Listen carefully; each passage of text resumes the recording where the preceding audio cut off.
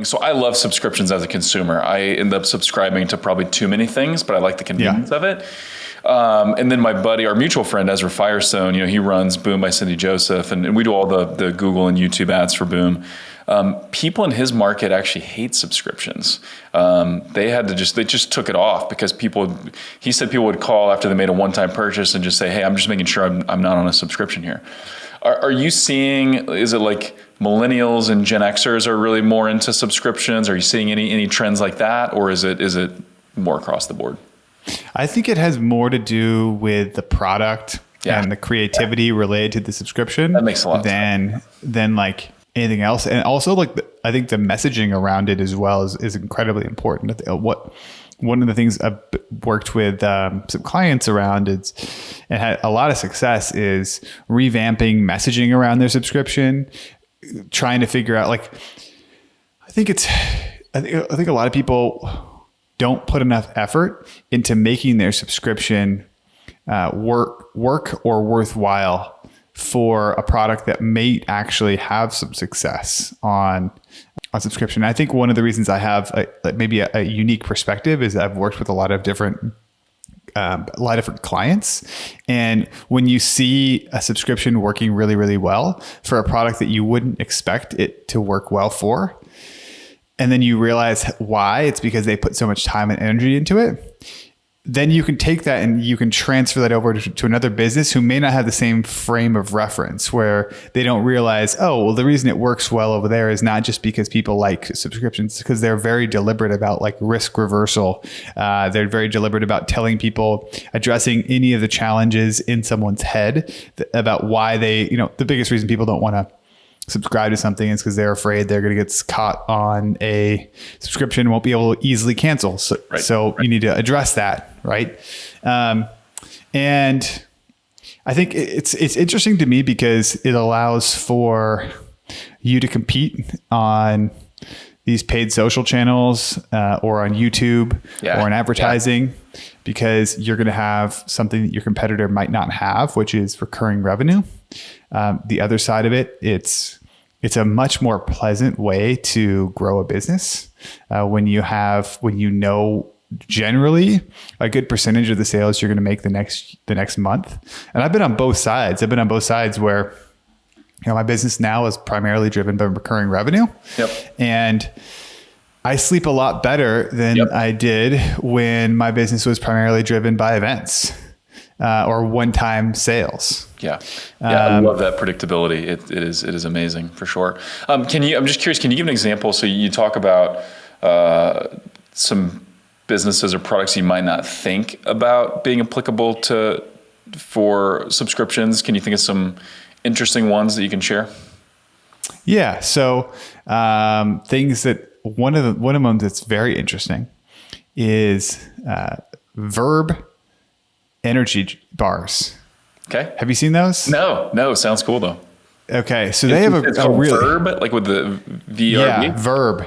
Okay. Verb. I believe it's called Verb. Let me look it up. Yeah. Verb energy bars. Yeah. So they have a trial to continuity model, which is very interesting. So it's a starter kit where you get an initial offer of 4 bars. That's it's basically like free plus shipping type thing. And then it recurs into a subscription, and they manage the entire thing via text message. Nice. So you can cancel via text anytime you want. You can cancel via text anytime you want.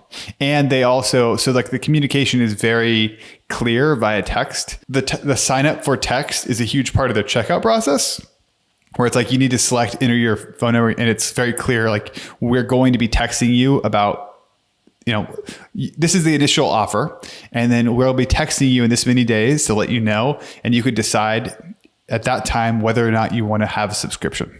So that's really interesting. Very easy to say yes to. And then if the product delivers, the product is good, then it's easy to keep saying yes. Exactly. They've made all these things stack so it's easy for you to say yes. And that's the first step, right? Is get the product in your hand, especially with something like an energy bar. first of all, it's just weird. It's caffeine in a bar. Like it's not something that you can determine if you know that you want it before you try it. Right. So they're breaking down some of those things. I was just interviewing John Warlow. You know John Warlow? He wrote the book Built to Sell. You might have heard Built to Sell, or The Automatic Customer, or The Art of Selling Your Business.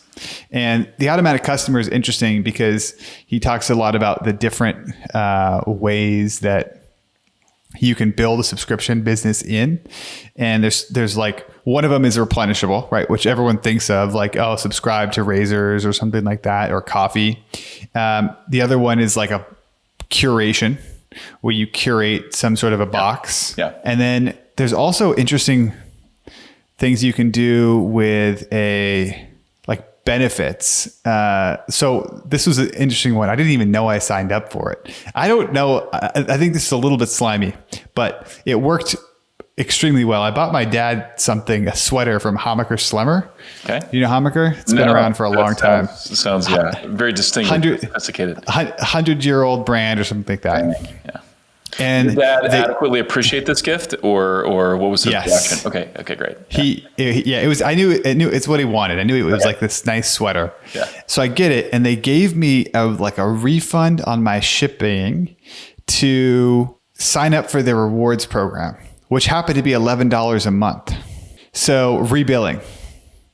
And so it was like their own personal version of Amazon Prime, kind of. Okay. But it was interesting. I was signed up for that for like $11 a month do. Like, what do you get from that? It gave me discounts for the future. So I would get enrolled for automatic discounts. And again, it's one of those things that people buy a lot from them. Yeah. I think they're one of those companies. It's a catalog business that people can buy a ton from.